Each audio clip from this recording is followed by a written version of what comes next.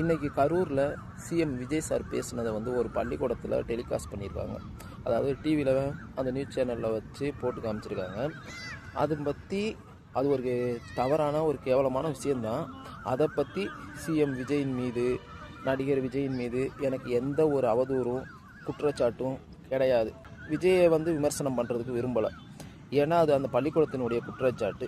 என்ன எல்லா பள்ளிக்கூடத்துலேயும் பண்ணலை, அந்த ஒரு பள்ளிக்கூடத்தில் தான் பண்ணியிருக்காங்க. அது அந்த பள்ளிக்கூடத்தை நிர்வாகத்தின் மீது நாலேஜ் இல்லாமல் இருக்காங்க அப்படிங்கிறது மாதிரி நம்ம சொல்லலாம்.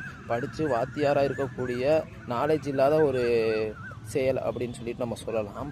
ஆனால் சிஎம் விஜய் சார் கரூரில் மேடையில் பேசுனதில் வந்து ஒன்றே மட்டும் அருமையான விஷயம் என்னென்னா, அவருடைய நாக்கில் அநாகரிகம் நடனமாடுது.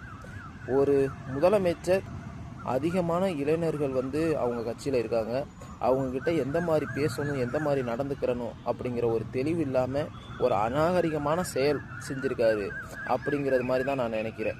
ஏன்னா அவர் வந்து தொடர்ச்சியாக ஒரு குற்றச்சாட்டை வந்து மற்றவங்க மீது தூக்கி போட்டுக்கிட்டும் ஒரு அநாகரிகமான பேச்சை வந்து அவர் முன்னெடுத்து பேசுகிறது மாதிரி எனக்கு தோணுது, என்னுடைய தனிப்பட்ட கருத்து.